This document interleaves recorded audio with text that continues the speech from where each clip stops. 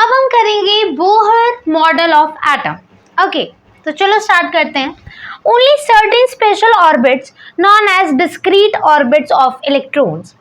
Discrete orbits का क्या मतलब है? देखो, अब ये जो शेल है ना, दूसरा शेल, तीसरा शेल, मतलब ये न्यूक्लियस है, इसके आसपास शेल्स होते हैं बहुत सारे, ठीक है। जैसे कि एग्जांपल लेते हैं डिस्क्रीट ऑर्बिट्स का।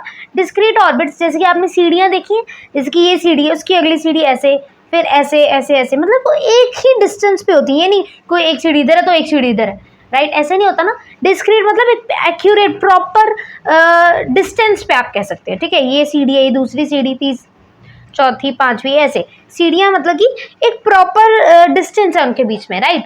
तो डिस्क्रीट ऑर्बिट्स वो होते हैं। Only certain special orbits known as discrete orbits of electrons. अब क्या होता है, ये न्यूक्लियस है और बहुत सारे शेल्स होते हैं। ये पहला शेल, ये दूसरा, ये तीसरा, ये चौथा। इस शेल को, पहले शेल को ना न्यूक्लियस के जो बहुत पास में होता है उसे हम के शेल कहते हैं। न्यूक्लियस के दूसरा शेल एल होता है, तीसरा एम एंड एन चौथा होता है। अब यहाँ पे एन होता है नंबर ऑफ ऑर्बिट। एन का मतलब क्या होता है, मैं लिख देती हूँ यहाँ पे। एन का मतलब होता है नंबर ऑफ ऑर्बिट।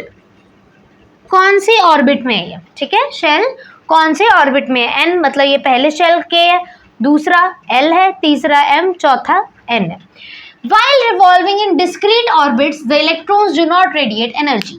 मतलब जब ये एक ही शेल में इलेक्ट्रॉन घूम रहे हैं तब कोई एनर्जी लॉस नहीं होगी, ठीक है। बट जब ये दूसरे शेल में जाएगा तब रेडिएट होगी एनर्जी, तीसरे में, चौथे में, ठीक है। I hope so Bohr theory समझ आ गई है।